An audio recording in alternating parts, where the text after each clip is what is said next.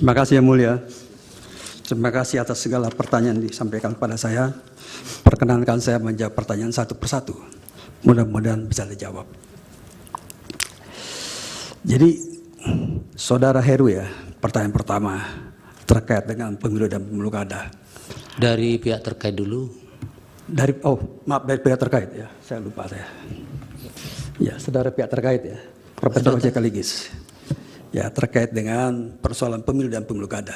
Memang sejak awal ya, rahim amandemen konstitusi, rahim amandemen Undang-Undang Dasar 45 itu membedakan, tidak masukkan Prof. Oce. Pemilu kada, pemilu kepala daerah ke dalam sistem pemilu nasional dibedakan. Dikatakan pemilihan kepala daerah dilakukan secara demokratis. Demokratis bisa melalui DPRD secara langsung, kemudian dilakukan pemilihan secara langsung. Sejak awal sejarahnya beda. Jadi oleh karena itu tidak bisa bedakan. Kemudian juga ada putusan MK, ya, putusan Mahkamah Konstitusi. Saya kutip ini putusan MK. Ya. Yaitu putusan 97 PU 11 2013. Ini sangat prinsipal sekali dan selalu saya tahu menjadi perdebatan di Mahkamah Konstitusi. Apakah pemilu kada itu masuk rejim pemilu? Dan bagaimana penanganan sengketa pemilu? Bahwa putusan ini mengatakan itu inkonstitusional. Walaupun sudah dirubah kemudian.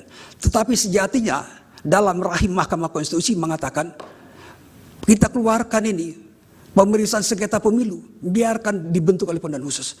Mari kita jadikan Mahkamah Konstitusi sebagai peradilan undang-undang. Biar marwah kenegarawan itu lebih tinggi, lebih melekat. Itu jawaban saya yang secara itu. Kemudian soal penetapan hasil ya, misalnya ada putusan pemilu kada ingin diterapkan dalam kasus pemilu presiden. Saya kira dari ajasnya saja, dari lahirnya rahim ide pemilu kada itu berbeda dengan pemilu nasional dan implikasinya beda. Bayangkan kalau tiba-tiba semuanya dirubah, diulang secara total, mulai dari mana? Dan ada satu lagi yang menurut saya ada satu keanehan. Ketika ada permintaan untuk mencoret hanya Gibran Rakebumi sebagai cawapres, bagaimana mencari pengganti Gibran ini untuk mendampingi Pak Prabowo Subianto sebagai paslon calon presiden 02? Ini pertanyaan-pertanyaan yang seolah-olah tidak mau dijawab, seolah-olah dibiarkan begitu saja.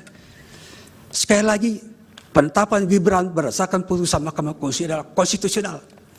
Kalau Anda keberatan terhadap Mahkamah Konstitusi, bukan terhadap produk KPU. Dan sekaligus saya jawab pertanyaan Repli ya, bahwa memang ada persoalan yang dalam pemilu kada.